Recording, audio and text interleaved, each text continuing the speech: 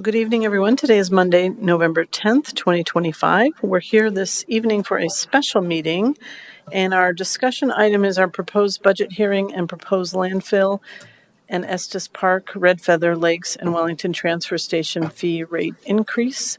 I'm Kristen Stevens, Chair of the Board of County Commissioners. With me are my fellow commissioners, Commissioner Jody Shattuck McNally and Commissioner John Kafalis. To my right, we have our County Manager, Lorinda Volker, Alex Jordan, our budget analyst, Michelle Bird, our public affairs director, and we have other staff that's in the audience. I believe we're going to start with the landfill. Is that correct? That is correct. Okay. So we will ask our Dwayne Penny, our solid waste director, to come up and present for this item. Welcome, Dwayne.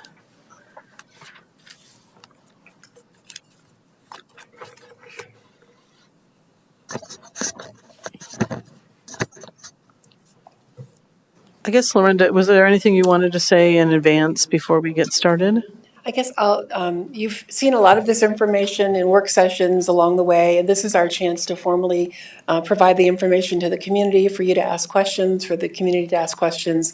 And then, of course, the landfill and transfer station rates are not something we've talked about before. So Dwayne Penny will go through those for you, explain the rationale, talk about the budget for the coming year for the landfill. It is a different fund than our general fund, and so that's why we do this separately.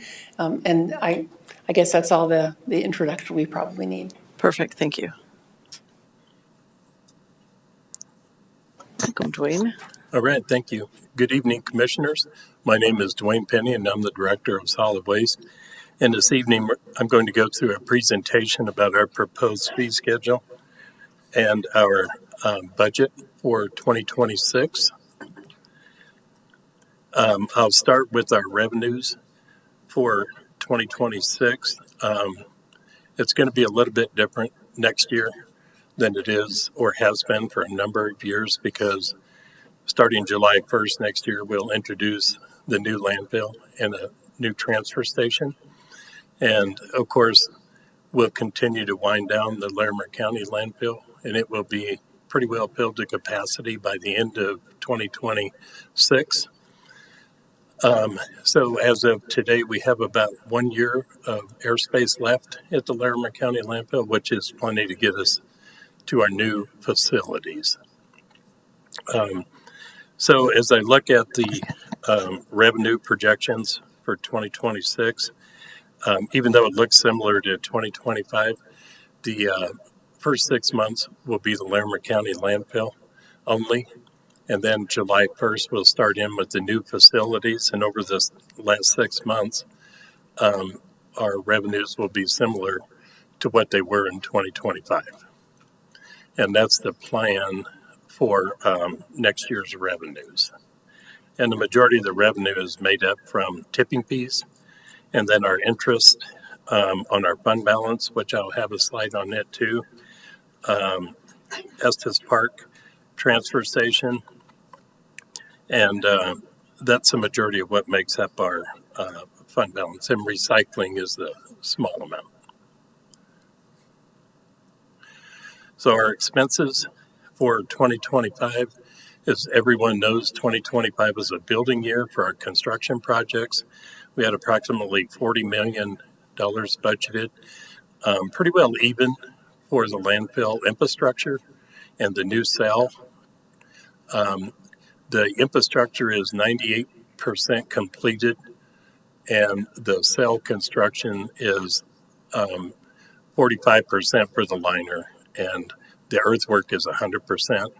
And so by the end of this year, we should be really close to having the landfill pretty well wrapped up. We still have a couple months of reports that we have to do and submit to the state, and they do all of our quality assurance, quality control. And so both those projects are going pretty well as planned. The wind right now is hindering putting the liner in, but we're having some pretty good days on the days when the wind is not blowing. And so those projects are going pretty well, or actually I'd say very well.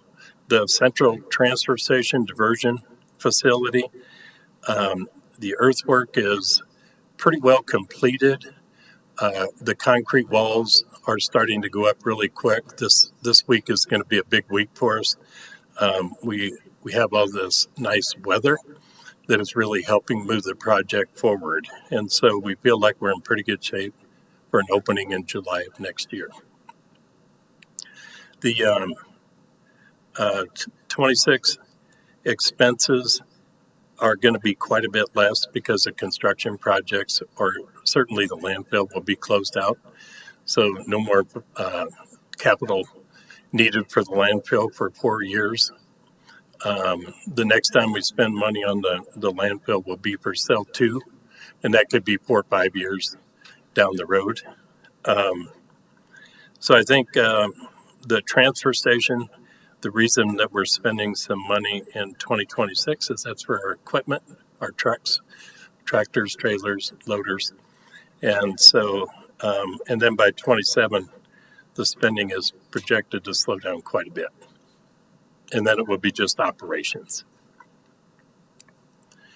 Our fund balance, we started out 2024 going into 2025 at 60 million, and we budgeted 30 million for 2025, and we'll get the majority of our projects, like I said, completed this year. And when we get all of our projects done between this year and maybe spilling over on the transfer station in the next year, our fund balance will be at 30 million, and the projects will be completed. 2026 is we have the equipment that we'll have to purchase, like I mentioned earlier, and by the end of next year, our fund balance will be 20 million, but all of our expenses for the projects, the equipment, and everything will be completed. Included in that is in 2026, we will be putting in a methane gas system. We already have a gas system in place, but we're going to expand the system. We did get a $2.2 million grant from the Colorado Energy Office to help pay for that. We'll start construction. We're in the design phase right now, but by the end of next year, we should pretty well have that methane system completed for the entire Larimer County landfill. And then the following year, we'll finish our design, and then 2028, we'll cap it. And then that will be the monitoring takes off for the next 30 years for that landfill, which means groundwater monitoring, methane gas monitoring, and things like that. Getting into the landfill fees, historically, we've done cubic yard pricing, and our goal over the next few years is to work into by the ton. So far, we made some changes last year, or in 2024, on the compacted, and this year on the roll-off waste. And we're working on finalizing those to see how we did in 2025. You know, so far we're staying pretty steady with the roll-off waste being by the ton and the compacted, and the per cubic yard waste for a lot of our self-haulers and heavy haulers will continue to go up slightly, but we're going to see smaller increases. And then, of course, the goal over the next few years is to develop a C&D facility to where we can begin to take source separated materials, which will hopefully benefit everybody. And so that's a part of our diversion plan, which we are in the middle of a grant proposal, again, with the Colorado Energy Office. And that grant will help us put in policy to begin to ban materials such as cardboard, wood, and metals from the landfill by the middle of 2027. Now, that's a big step in banning materials, so there's a lot of work to do and a lot of meetings with shareholders between now and then. But we're looking forward to those meetings and getting input and feedback, and so we're pretty excited about that. So the pricing for The landfill fees I want to make sure and go back on that last slide and talk about with the transfer station kicking in next year and the new landfill, we're going to keep the fees the same as the Larimer County landfill. There's only going to be one price that's going to be impacted when we go to the transfer station in July, and that is going to be the compacted rate. We're going to start out at $45 a ton. Currently, it's $35 at the landfill, but we'll increase that by $10 to help pay for trucking and loading. And then for 6 months, we'll really evaluate our waste streams and to see in 2027 what kind of adjustments we need to do to make sure we're covering all of our costs. But we're pretty comfortable that we're going to cover our costs for both the transfer station and the new landfill. One of the good things about having several months left at the Larimer County landfill, that gives us an opportunity on high wind days to dump at that landfill, even if we are at the transfer station, and that will save us a lot of time and cost. And that's why we're able to offer that rate all the way through to include the transfer station. Proposed fees for the landfill. We didn't have a really big fee increase this year. As everyone knows, for the last 5 years, we worked really hard to get the fees up in order to pay for the new facilities and also pay for the operating cost of the new facilities. And we feel like we're in a pretty good spot today with what we've done. And now we're focused on the operations and diversion. So pretty minimal cost. We did not raise cars. Pickups, we went up $2.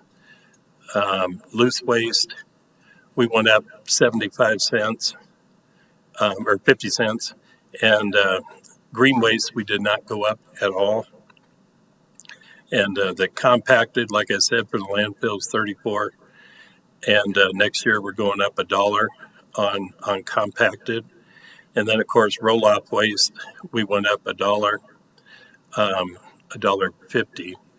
And one of the things about the compacted in the transfer station, that's the only rate that's going to change. So as we go into the transfer, whatever rate you're paying at the landfill to start out 26, that's what you'll pay at the transfer station until we get our feet under us to see how those costs are going to shake out.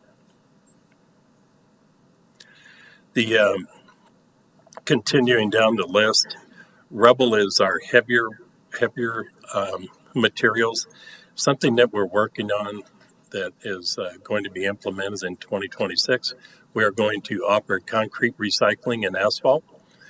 And that's really going to help a lot because we do get a lot of mixed loads of waste that I think could be sorted at the job site. And that would really save people a lot of money. Shingles are continuing to come in. We're down considerably year over year on shingles, and actually we're down pretty much on overall volume. What we're seeing and have seen is from 2020 to today, we're about 100,000 tons less than what we were in 2020, and that's because shingles were really high volume because the rates were really, really low. And so we've increased the rates. We've seen our volumes drop and participants drop too. But the revenue continues to support our operations and our construction costs in building out the new facilities. And so we try to keep that so that it works for everyone. Drywall is another waste stream that we've been looking for ways to recycle it. We haven't been successful with shingles or drywall and recycling. Asphalt, for several years, they tried shingles into asphalt, and we haven't been able to get that back into the program, but it's something we're certainly working on. And that's pretty much it for the landfill and the transfer station. The tires, because of the way we're handling our tires, we did not do a fee increase because we're not shipping them on site. We're shredding the tires and using them for daily cover. The state does not allow us to take tires, whole tires. They actually banned them from the landfill a number of years ago, but because we're shredding the tires, we can continue to offer that service. We really like to offer that service because tires become a burden for the county with being left all over the place. And since we've taken tires and it's not real expensive, we've been able to really keep the tires from being all over in the county and roads. The convenience centers, our convenience centers are really low volume. They're mainly just black bag waste. That's all we're taking at the convenience centers. And so one of the things I think that's going to impact us, and I'll talk a little bit about it next year, is EPR, the Extended Producer Responsibility Program. That's going to be a big deal for recycling. The state is proposing that we start that program January 1 of 2026. However, Colorado Action Alliance, the group that is managing the program, has not yet gotten their program approved through CDPHE. And so we don't want to get the cart ahead of the horse too much. But what that program is aiming to do is they're planning on doing free recycling for residents and having the producer responsibility organizations, the manufacturers that are producing the products, pay for the recycling. Now, there's a lot of work to do that before that program gets worked out, and we'll start to really advertise when it gets closer. But right now, we're still, by the time CDPHE approves the program and they get it rolling, we're still several months out. But once they do get it going, what they're working through right now is how do they reimburse? So, for example, we have some roll-off containers that we haul from the town of Wellington. It's a recycle container that we haul to the recycling center. And in 2026, once we submit all of our data to the state and it's approved, then we could get reimbursed for that program for hauling that material. So the program is still fairly new, but coming out, starting to hear more and more about it. We actually have meetings with the Colorado Action Alliance this month to start talking about our programs. Estes Park is still a growing community. That volume continues to go up there. Last year, we did not do any fee increases. And this year, we did not do a fee increase on compacted or rubble. And so that should not impact the residents on the disposal side. We did do a small fee for cars and trucks, a $2 increase to help pay for the cost of transportation and handling. Pretty flat fees across the board from year over year. So I'll stop right there before I talk about the projects and see if you have any questions. Thanks, Dwayne. Any questions for Dwayne? Commissioner Shattuck McNally. Thank you, Madam Chair. Dwayne, as always, such a really comprehensive and great presentation. Is your mic on, Commissioner? Thank you. Thanks, Dwayne, and thank you, Madam Chair. As always, just a really comprehensive, wonderful presentation. Your expertise is just, I'm always so impressed. I wanted to go back a few slides, though, to talk about the actual and projected expenses. And I see it talks, the other one, the expenses, not the revenues. Yeah. So, of course, I drive by the landfill. I can see the transfer station. There's a lot of activity. It's starting to come out of the ground. It's so exciting. But I also look at here and I see the Estes Park transfer station and then also the education programs. And I can really see just a little bit of that light blue line and then the darker blue. Can you expand just a little bit on those programs in the Estes Park transfer station? Are they just kind of looking to be stable expenses over the next 3 years and kind of just very small budgets, obviously, because they're not appearing here in the millions? But I'm wondering, What do those look like? Because I know the education program, if we're going to be doing some of this, as you've mentioned, all these wonderful programs, will take more education as well about what's going on in the landfill. So I'm just wondering, can you expand a little bit about those expenses and if they're looking to change at all over the next, 1 to 5 years? Yes, yes, I will. So Estes Park right now, we are at the end of 2025. Our contract with Waste Management expires, and of course, we've been working on a long-term agreement with Waste Management. We manage the operating contract of the transfer station in Estes Park and residential recycling. And so, even though that line is small, we dispose of about 14,000 tons. So in the bigger picture, it's pretty small, but it still costs quite a bit of money to handle the waste and then truck it down the hill. And so we have been working with the Estes Park. Certainly, one of the strongholds at Estes Park is the League of Women's Voters. They are just amazing to work with, and we are working to expand the program up in Estes Park, but the extended producer responsibility program is what's really going to help up there.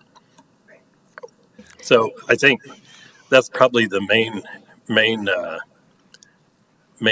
action items for Estes Park. The education center, we are seeing more and more education and outreach. It's really been going well. We put 2,000 people through just so far this year with tours.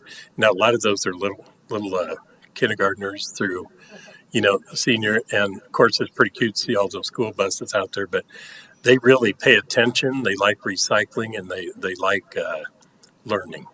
And so now on the other side, on the shareholder side, where we're going to start looking at the different diversion programs, we'll be reaching out to our haulers, all of our haulers, and we'll start to have conversations about ways that we can work the C&D material. So that's going to be a big lift. I think the majority of that's going to happen from me, having those meetings. And then 2027, the education and outreach, I'm going to turn it over to Abby Kotiki and let her really run with it. Great. But a lot of these meetings we're looking forward to. Yeah, and thanks for. I'm glad I asked that question. Now, 2,000 youth is a lot for. That's amazing. So thank you, and thank the staff all involved with that because we hear this from even our Larimer 101. It's everyone just loves coming out to the landfill and checking out. It's a really popular place, and I just really appreciate you sharing that. And thanks for expanding on that, and just appreciate your diligence and your hard work partnering with those dedicated Estes Park League of Women Voters folks and others. They are really passionate about that, and I appreciate your partnership with them and trying to understand what is important to them in the community. And you've done excellent work there. I wanted to commend you on that. Thank you. Thank you. Thank you. Commissioner Fall, some questions? Please go ahead. Thank you, Madam Chair. Thank you, Mr. Penny. Thank you. I have two questions.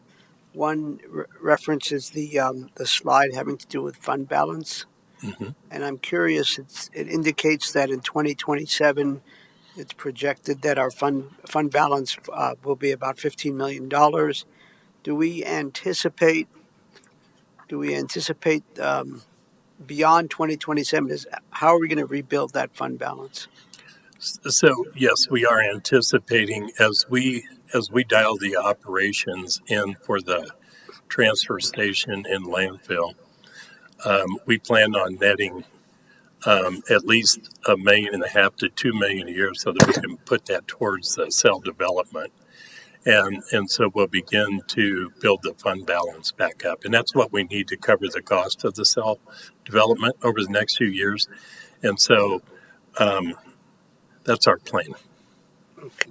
Second question, please. Thank you, sir. You're welcome.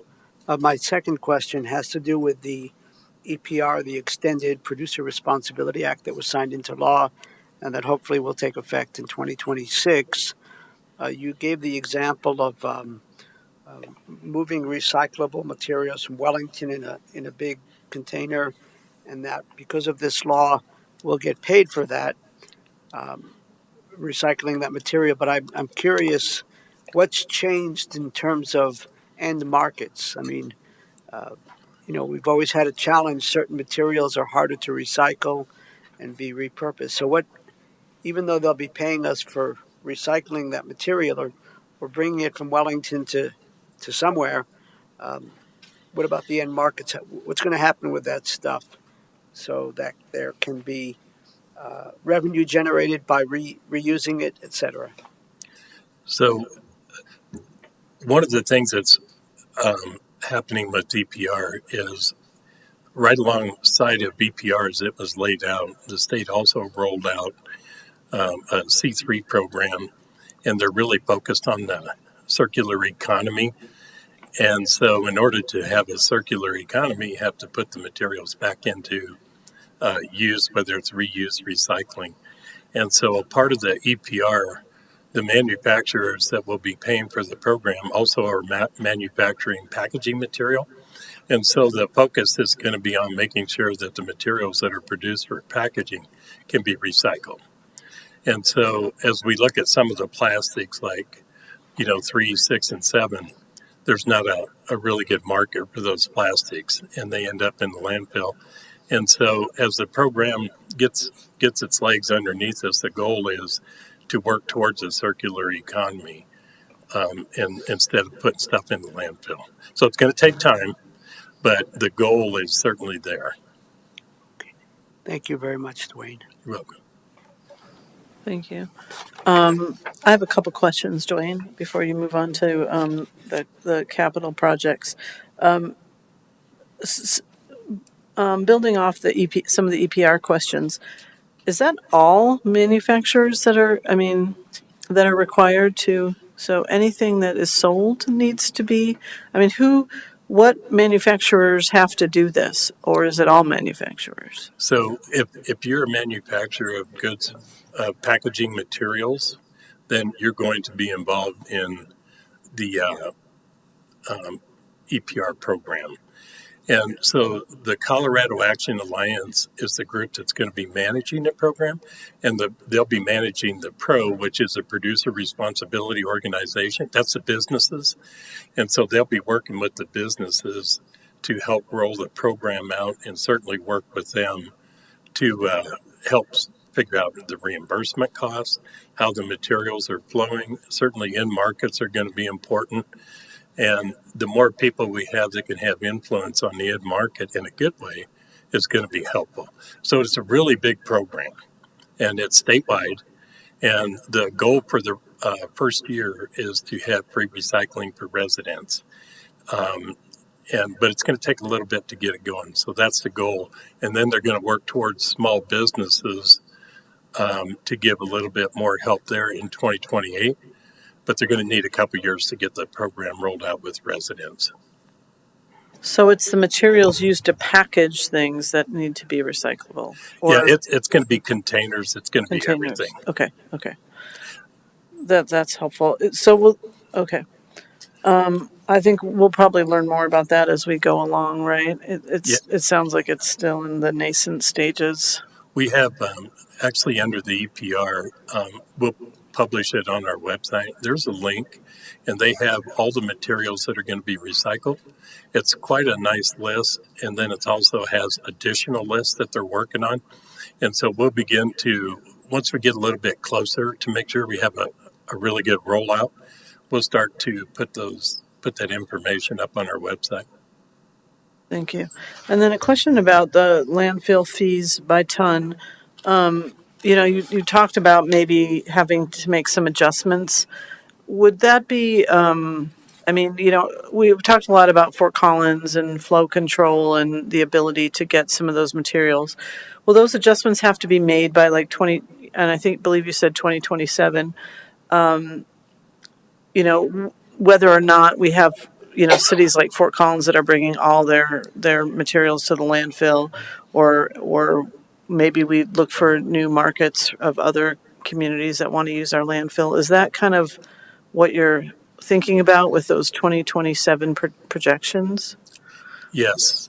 So, so as a part of the solid waste infrastructure master plan, which was developed and adopted in 2018, a part of all the shareholders, which included the municipalities in Larimer County, we were working in an open market. Now, in a year or so ago, Fort Collins, they decided to do a commercial residential single hauler program. And then, of course, that material is just residents. So some of that material is going to alt, and some of it is still coming to the landfill. And so we're hoping that we can continue to work with our partners to get that waste because it helps pay for the operations. And so we'll continue to work with our municipal partners on those waste streams. But yes, we definitely have a wide variety of customers. You know, we're a public landfill, and you know, so people can come from all around to use our landfill. And certainly, with the drop we've seen in the last 5 years of 100,000, with our rate increases, we are certainly scaring some customers away. But our core group right now that we have will certainly help us to make some really good operations, and then future programs for diversion. That's where our municipal partners will really look to them to give us a hand doing those programs. Great, thank you.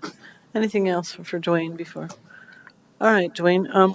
We're going to open to public comment then now. Oh, actually, nope. You got your capital. I do have a couple. Okay, we'll let you do that because there's some cool pictures here. So this is a preliminary design of our transfer station. You know, it's 40,000 square feet, and then we have an area in the back where you see the loader. That is going to be for cars and pickups. That way we can separate the commercial from cars and pickups and give our commercial haulers more room, and that includes our self-haulers.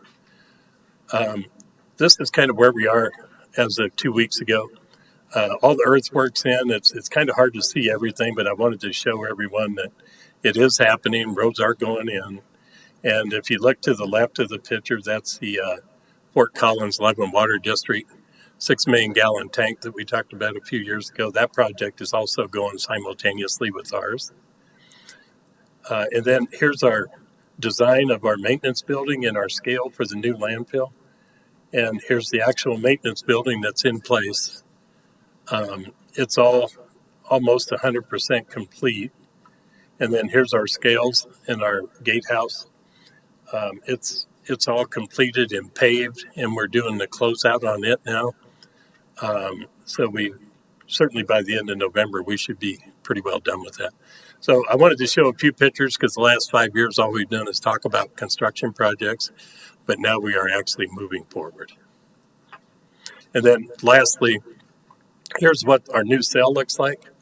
On the far side, you could see that we're putting in some liner. Commissioner Shattuck McNally was out the other day, and about 40% of the cell is covered with liner now, and as of today, we're at 50%. So it's moving pretty quick. That's a 20-acre cell. It's 780,000 cubic yards of soil to build it, and that cell will last anywhere from 4 to 6 years, depending on volume. But where we have to build cell 2. And that's kind of just a quick glimpse of our projects. Well, thank you. Thanks for sharing those. Any questions on these, Commissioner Kafalis? Thanks, Madam Chair. Thank you, Dwayne. Could we go back to the diversion facility, the transfer station? Yes. And can you slowly walk us through, actually, how's that going to happen? So a commercial garbage truck or a Loveland garbage truck, they're going to come and bring garbage. Yes. And then what? They dump it on the ground, and then what happens after? How does this work? I'd be glad to explain that. Yeah. So Cliff Notes version will be fine. Cliff Notes. Cliff Notes version. Okay. Short version. Okay. Yes. So anyway, we were, as part of our road improvements, we paid for the signal light at Tafton Trilby. That's an important intersection to control. But if you look right here, right in the middle, that's our road going in. That's going to be asphalt. And so there'll be scales there just like there is now.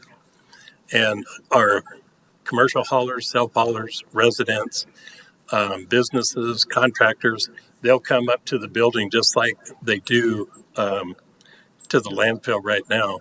And then we'll have a spotter that would tell people where to go. And so people go into the building and they dump their load. We'll take a loader and we'll make a pile and we'll compact it with a small compactor. And then we'll load it into big transfer trailers with loaders, tarp it and send it to the landfill.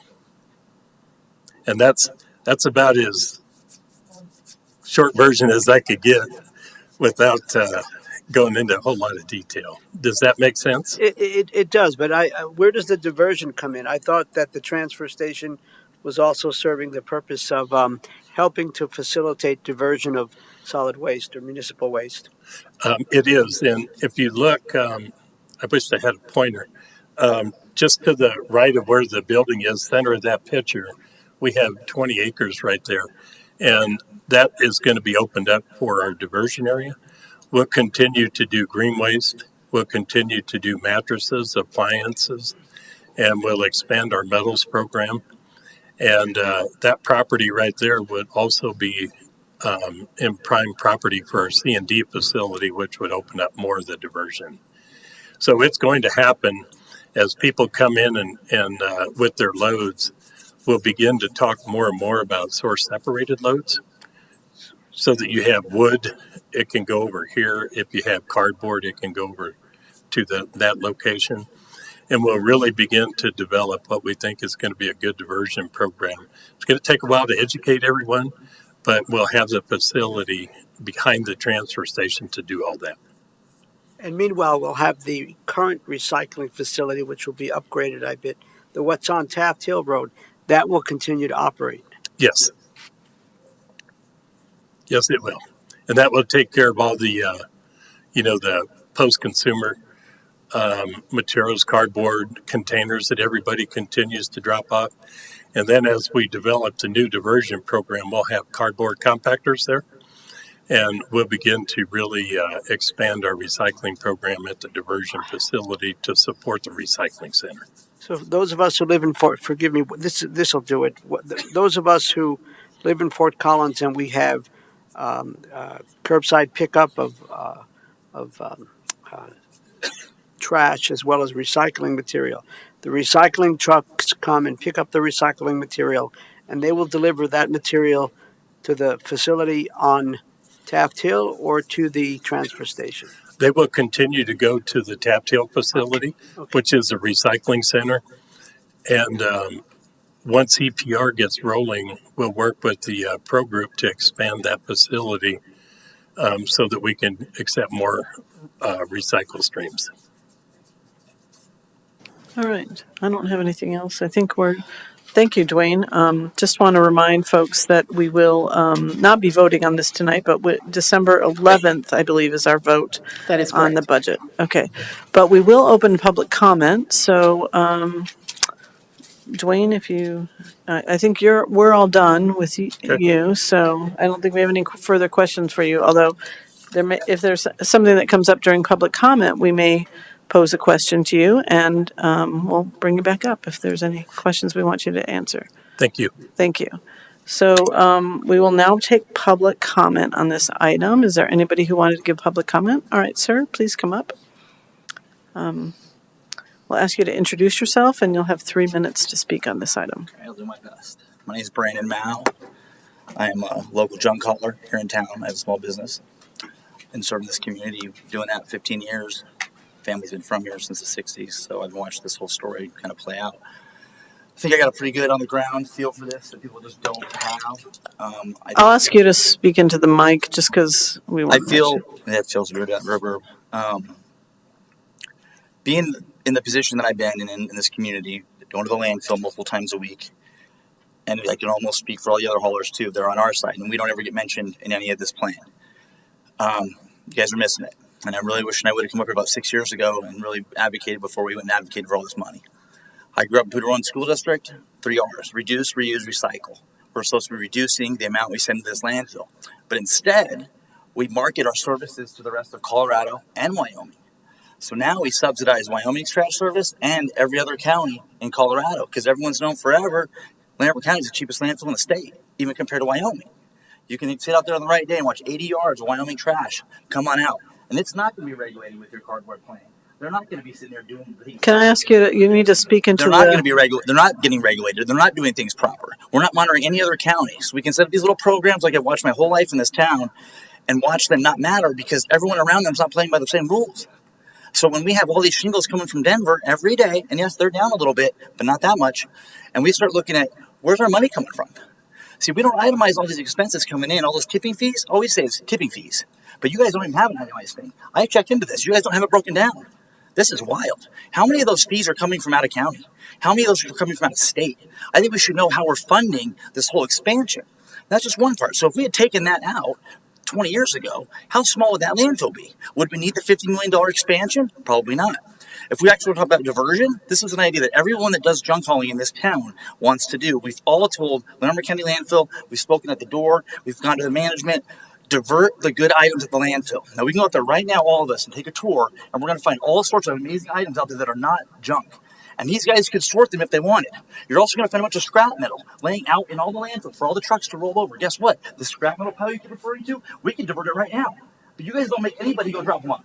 The matches are still getting dumped in the middle of the landfill. I need you to... Are we doing any diversion, truly monitoring any of this? No, we're not. But you guys want to spend all this money for this new facility, and we don't need to. We didn't need to then. We don't need to now. We're not even sorting out all the good items. People want a thrift store out at the landfill. They want somewhere to go get good stuff. We have community service people wandering around there every day, picking up trash that blows in the wind every day, the same trash, over and over, when you could have them helping community residents process through all the good items and never send them to the landfill. This is diversion. Styrofoam. You guys still have styrofoam to go in the landfill. Stats nationally, 30% of your landfill is styrofoam out there. Do you guys talk about does that ever get mentioned in any of this conversation? I didn't hear you mention styrofoam one time tonight, sir. And that is making, and you know it because you know stats, that is making a good portion of that landfill. Now, there are ways to recycle styrofoam. Have you guys looked into the facilities to buy them? No. Brandon, I'm still going. No, I need you to close up. I've earned my time. Well, this is not an earn a time situation. I think you were given 3 minutes. I put my time in. I'm sorry. These fees that you guys are allowing to just go up randomly, willy-nilly, and then a guy comes up here, one person presents you a little thing, and there's no even in here. Like, there's no other hauler.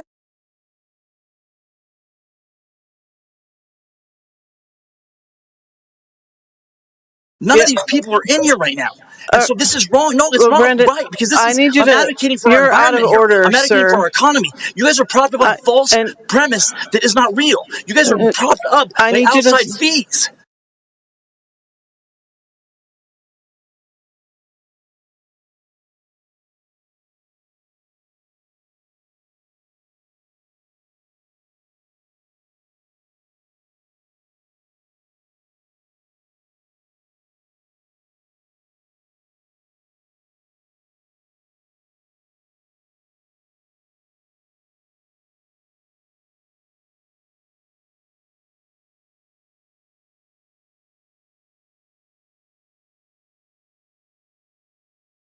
You guys can keep running your little ruse as much as you want, but in the end, this is wrong, and you all know it, and no one else cares because junk isn't sexy. So you guys need to pass this through every year. Budget, budget, budget, because no one comes in here to do shit. Put this down in the public square. Go down to College and Drake, and all those people, they probably didn't even know what's happening there. They're probably protesting something that doesn't even matter to this community. Some national bullshit. This is mattering now. $50 million you guys burned on this. Are you serious? Is there anyone else in the audience who would like to give public comment? Michelle, we didn't have anybody that wanted to call in with public comment, did we? We don't have any comments online right now. Okay. Thank you. Okay. All right. Well, we will continue some conversations about the budget and encourage people to contact us via email or by phone. And we will be having one more budget retreat to discuss budget, including the budget materials that will be presented later this meeting. And then we will be voting, as I said, on December 11th. So right now we will bring Matthew Behunin, our senior budget analyst, up, and he will be discussing the 2026 proposed budget. Welcome. Thank you, Commissioners. Let me get this slide deck going.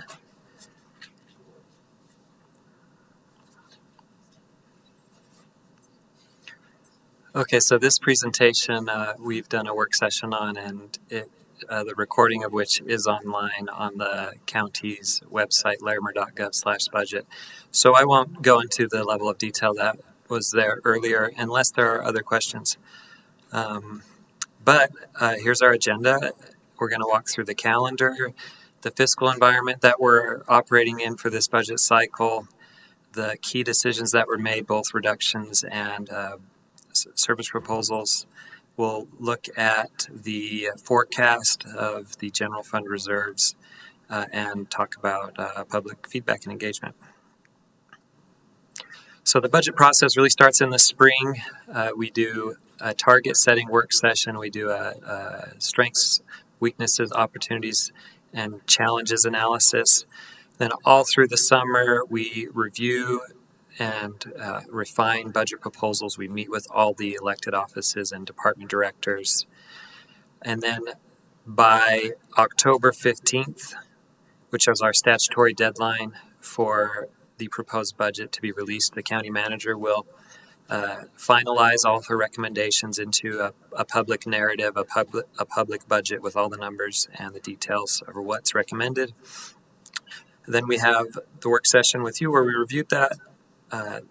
Last week we had an election and there were 2 county tax items on the ballot, and so those are not in the proposed budget since that was released before the election, but at the budget retreat in a few weeks here, we'll review the changes that come from that and any others that may have come up between the proposed budget and then budget adoption. So budget adoption will be December 11th, and that's when you all will vote whether to adopt the budget and also certify mill levies. So just to review the fiscal environment we're operating in, there's a lot of pressure on the state and federal levels of government, and we're seeing those trickle down to the county.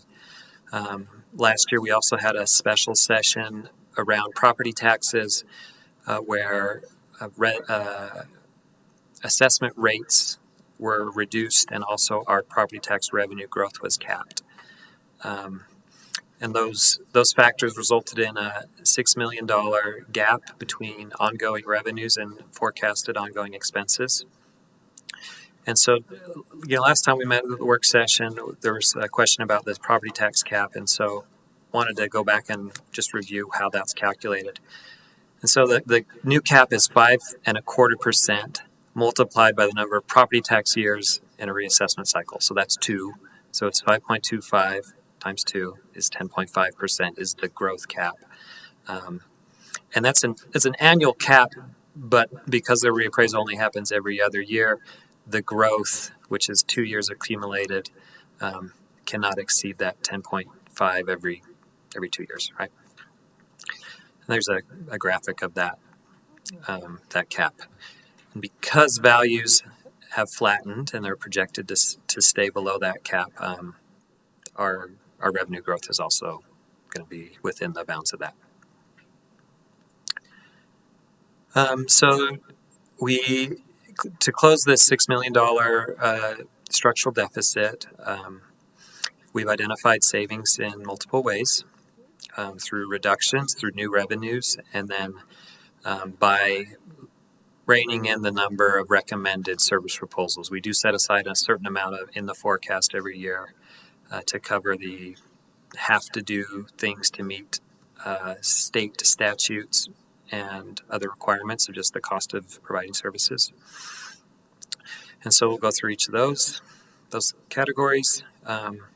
Won't read through the whole list on the general fund reductions, but do want to thank our elected offices and our departments for participating in a year of reductions. It's never easy to have conversations about, what services are we not going to provide, or how are we going to live within our means in an environment where costs are rising. And just really want to call it especially the clerk and recorder for identifying $622,000 of operating savings within the recording office, motor vehicle, and elections. And if there are any questions about any of these, I'm happy to answer them. Okay, so then on the revenue side, we did review all of our revenues. Most of what the county collects through taxes, property tax, sales tax, it's all set in statute or ballot language. But we did find a few fees that were out of alignment with fully recovering their costs. So we're going to implement a new short-term rental license renewal fee. We reviewed the morgue use fee for other partners from other counties that use the morgue. And then we're also looking in our IT department.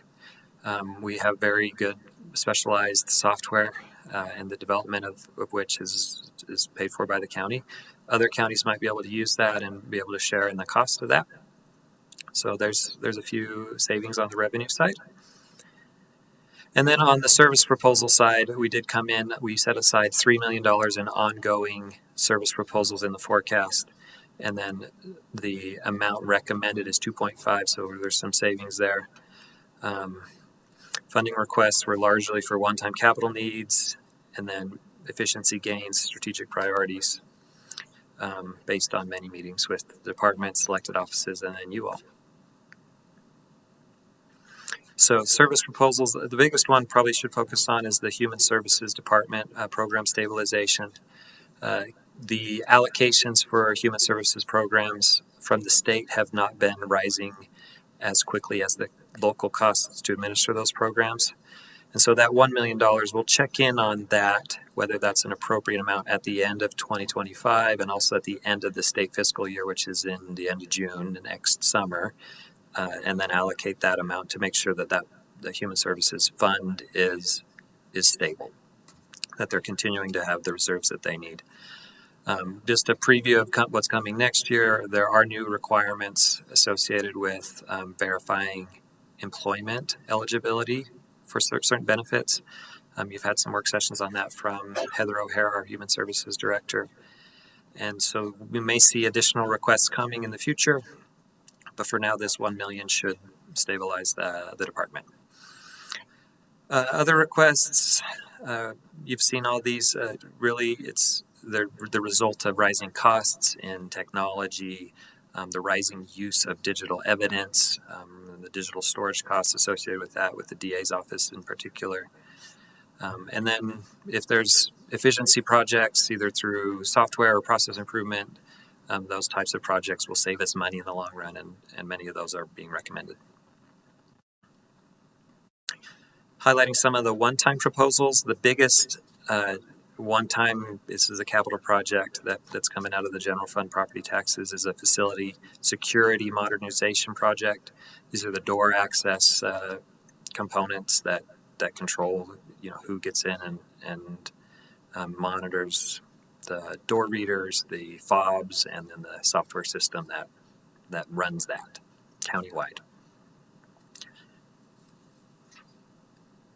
Other things to call out with the capital budget that also impact operating, we talked about the North Landfill. Transportation Master Plan is largely unfunded, but if you want to go to Larimer on the Move, you can see the list of projects that are part of that plan. And then the Ranch Master Plan, they issued $110 million of certificates of participation financing for their facilities. And we'll see some of those starting in 2026. Amphitheater, Great Lawn, Blue Arena upgrades. And there's also plenty of detail on the phase 2 of the master plan on the ranch website. And then also the new emergency services building will be finished in 2026, and we'll start to see operating costs associated with running that larger facility. Not everything that was requested is, of course, going to be able to be in the budget. Our needs are more than our revenues, And so the biggest one remains the Justice Center facility. The facility master plan calls for approximately $200 million in new court space.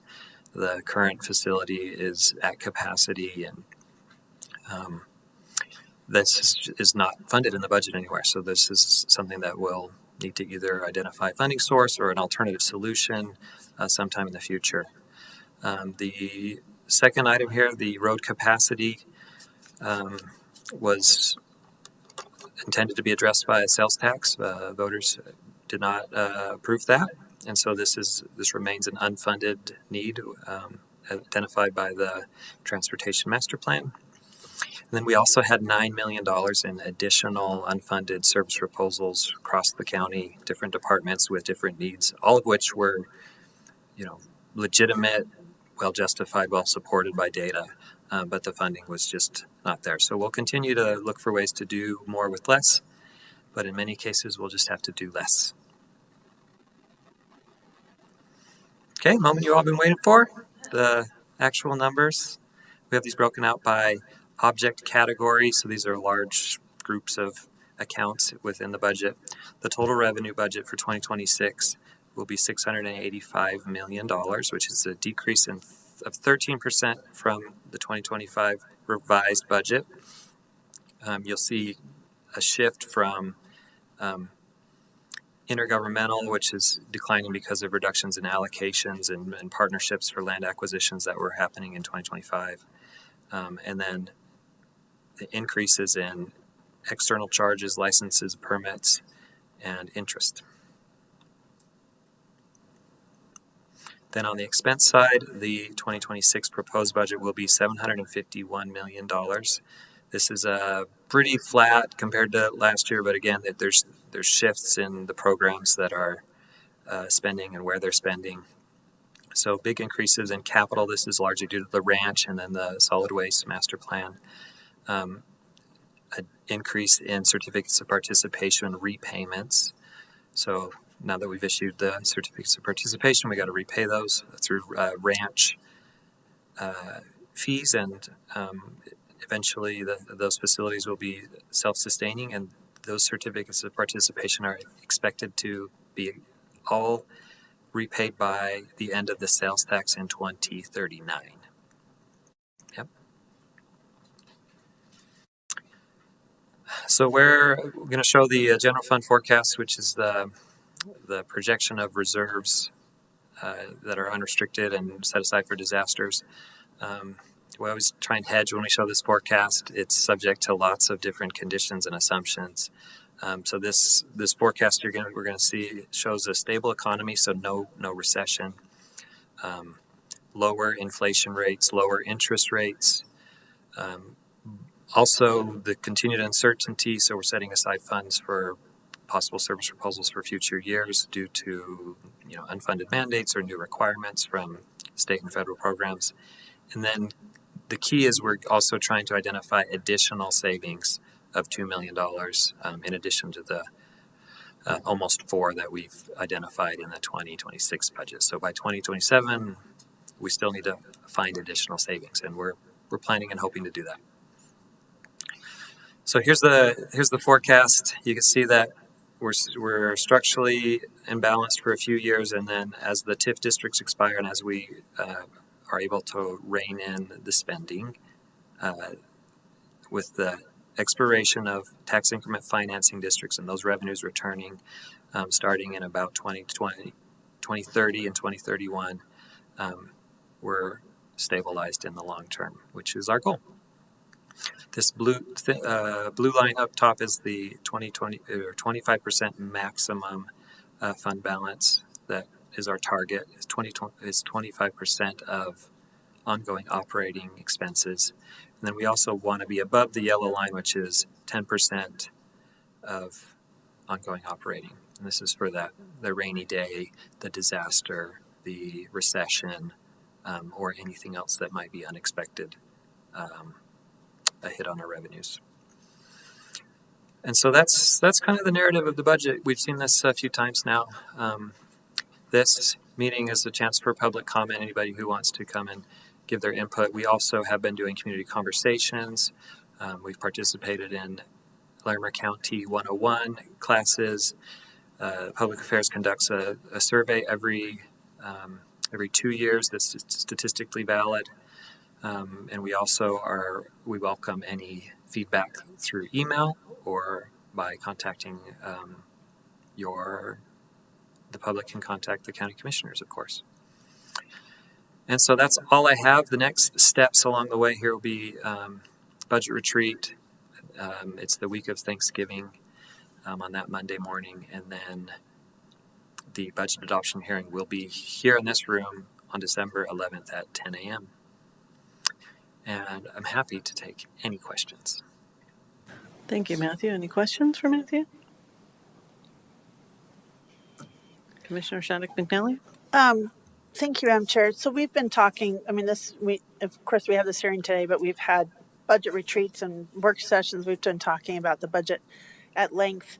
And you talk about, the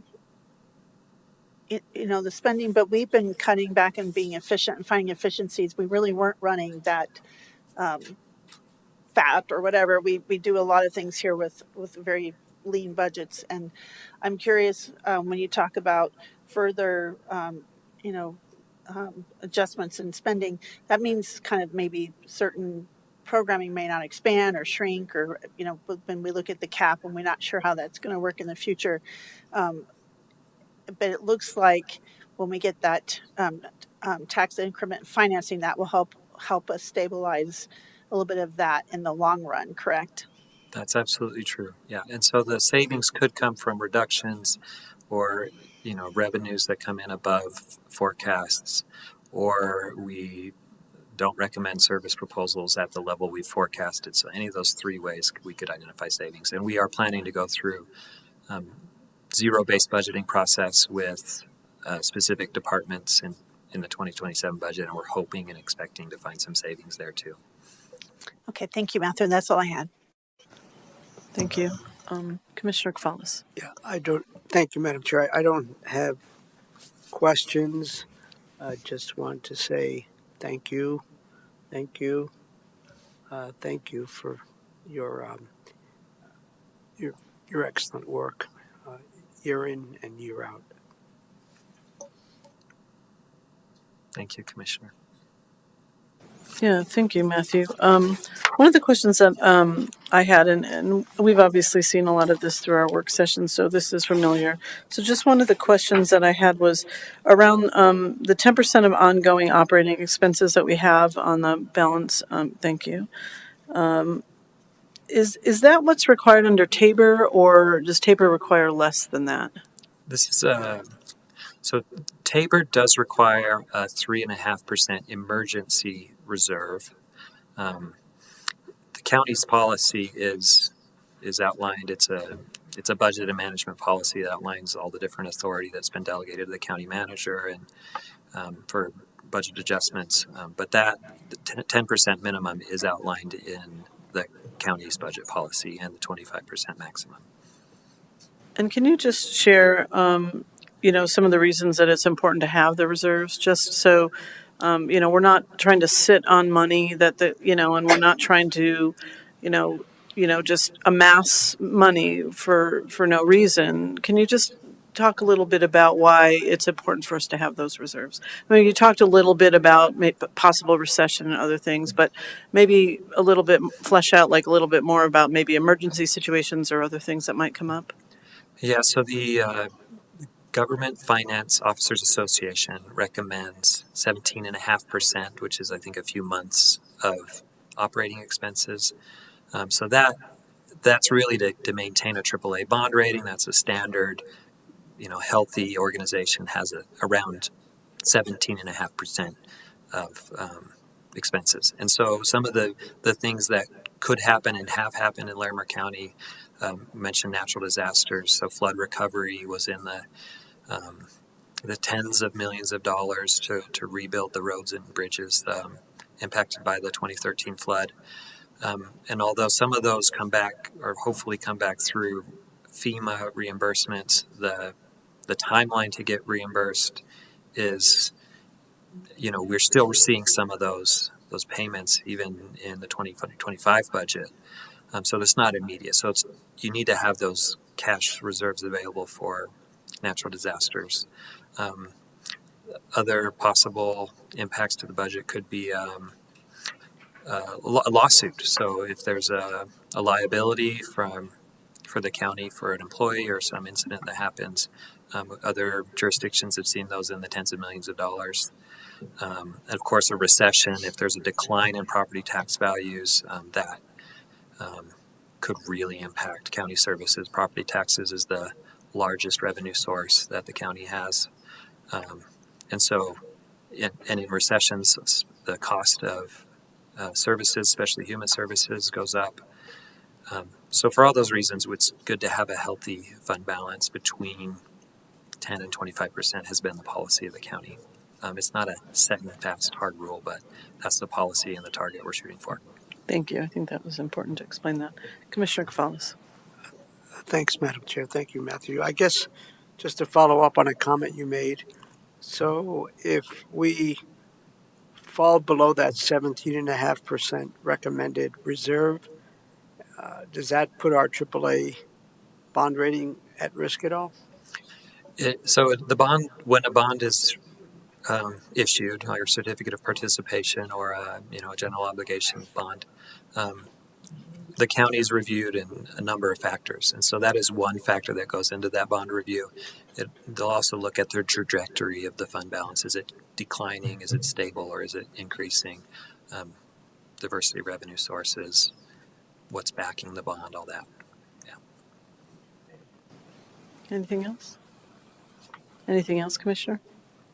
All right. Well, thank you, Matthew. Appreciate your work, and thank you. And we'll look forward to probably discussing this one more time and then voting on this in December. So we appreciate your work.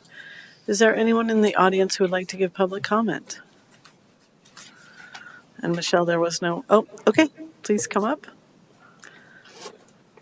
Mr. Collins, please state your name, and you'll have 3 minutes to speak. And as you can tell, we are pretty strict about the time.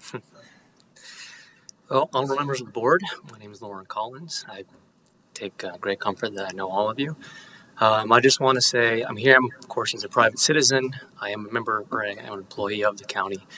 I know times have been difficult and uncertain, and I just do want to thank both all of you as well as staff for, particularly during this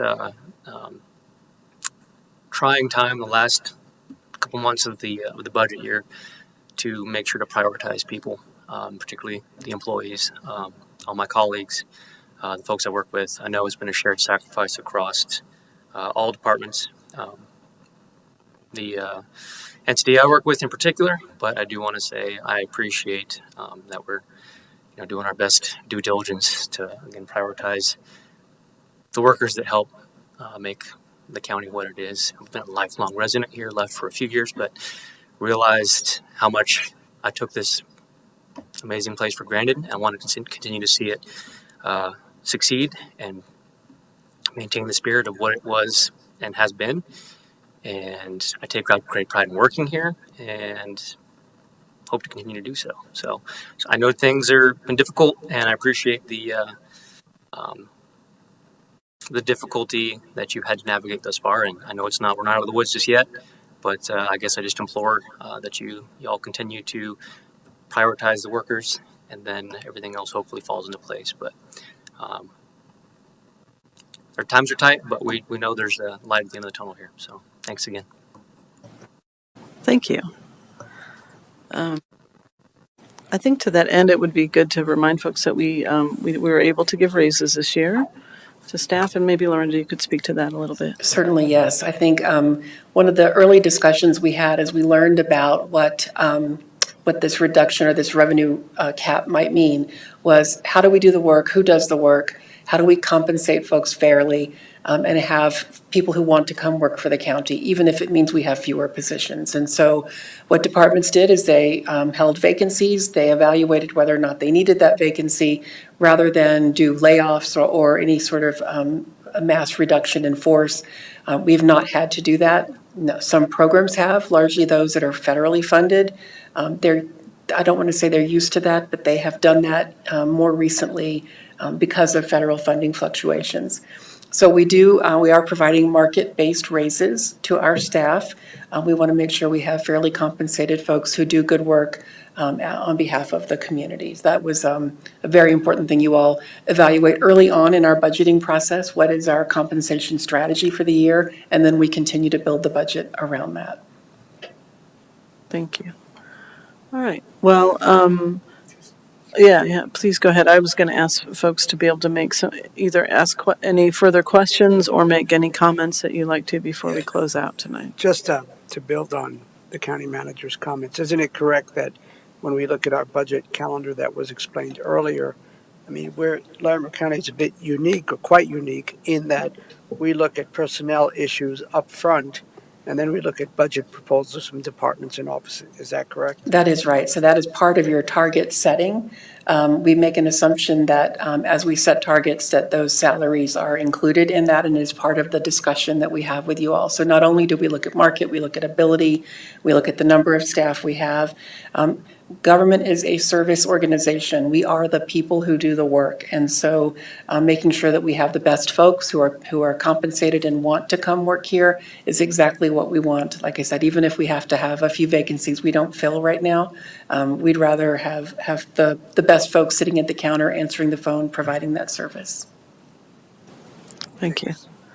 So I'll ask commissioners if you want to make any comments before we close out tonight, or? Thanks, Madam Chair. Well, we're here tonight. We're not making final decisions. That's in December. But I really appreciate this opportunity for the public to be able to come and comment and to hear the budget. We've had some other budget retreats and other public meetings where we discuss this, and it's a year-round process.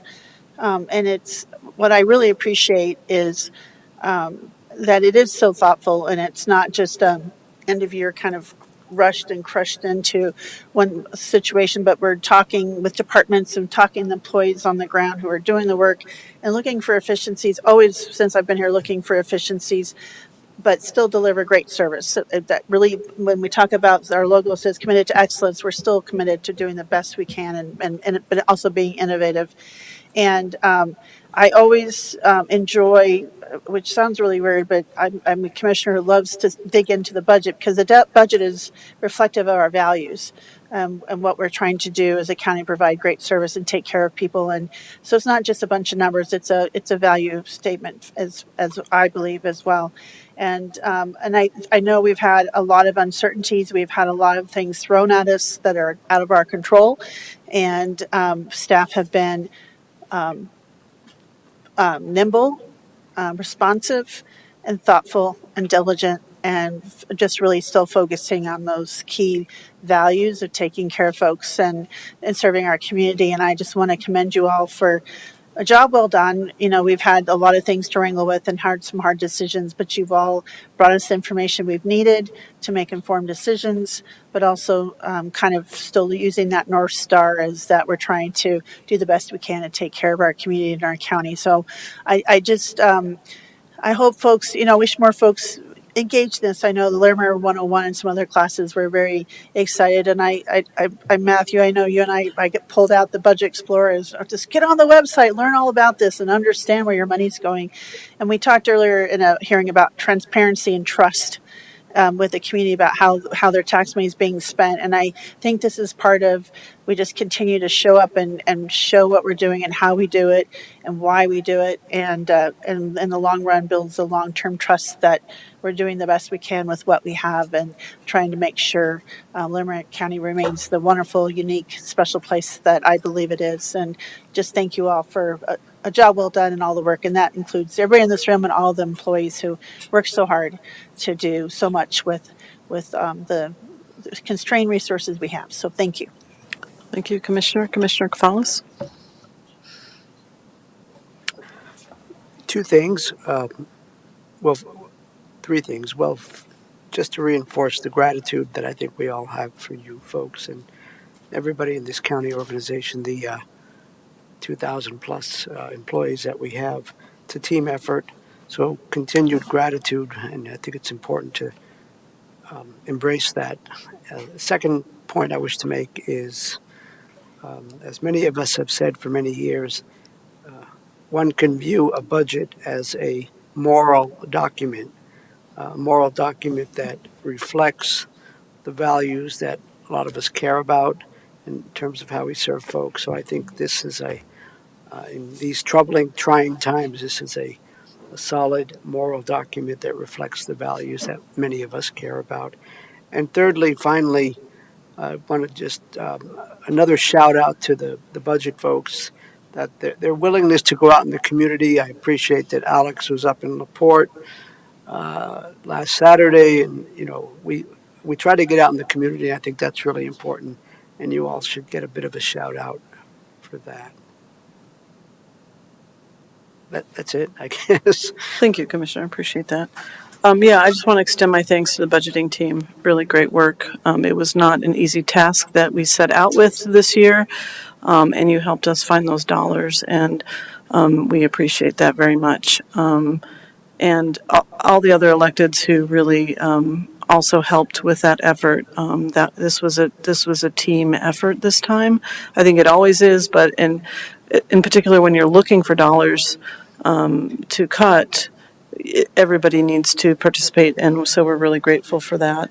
Thank you for the budgeting team and Lorenda for having some hard conversations with departments and others. That's not easy to tell people that some of the things that they want to do, which are there again, all worthy ideas, just can't be done right now. I thank Mr. Collins for coming and speaking about the people, and I'm glad Lorenda was able to talk about how we were able to give raises, not have any reduction of force, not have any layoffs. So that's there again. That's a testament to all of you working together. We really appreciate that work. I think that the other people that we need to pay attention to are the people that we serve, and so. Whether they're people that we serve in community corrections or people that we serve at the, to get their licenses or voters or people in human services, we want to make sure that we keep those services as whole as possible for the people that we serve. And so, think programs like the Human Services Program Stabilization, that's really about making sure we can continue to serve people, especially our most vulnerable people, and that does reflect the values as we're spoken of today. Just want to mention, obviously, we had a little bit of a heated meeting earlier with regard to the solid waste master plan. And I do want to remind folks that we have had a solid waste master plan in place since 2018. So none of what was discussed tonight is new or is being thrust on the public. This is something that we've been working on for, 7 years. At least, and because I believe that's when the plan was adopted. We worked with the municipalities to make sure that this plan was fair, that we were working on things like diversion, and we have worked on those. And Dwayne has been tireless about seeking out grant opportunities to be able to fund our solid waste master plan, in addition to using taxpayer dollars. We are committed to diversion. We have been talking with the city of Fort Collins about diversion and the city of Loveland. We are recycling mattresses, and there's some crazy statistics about how many we've recycled. But we've also looking into recycling construction and demolition materials, which is one of the grants that we'll receive, and that is a big project. So just wanted to, for people that may not understand, we are committed to diversion. We are not, this is not a new plan. This has been in place for a long time. We hope this is the last landfill we'll ever need. And right now, it is correct that tipping fees do fund a lot of diversion programs. That may have to flip at some point, and people may have to pay more for recycling as we have less and less to landfill. We are hopeful that we can get to a zero waste situation, and this will be the last landfill that we need. And so I just wanted to make sure that the public did understand that. And with that, I'll give the last word to our county manager. Thank you, Commissioners. I also want to say thank you to all of the employees, the leadership of the county, the other elected officials. Certainly the three of you have spent a lot of time with us to make sure that this budget as proposed does meet your goals and values. that you all have set out. And so we think that there's really good alignment, even in a rough year, to be able to do good things to support the community. And we appreciate your support throughout this entire process. Thank you, Lorinda. Well said. And with that, that is all the business to come before this board this evening. So at 7:20, we're adjourned. Thank you, everyone.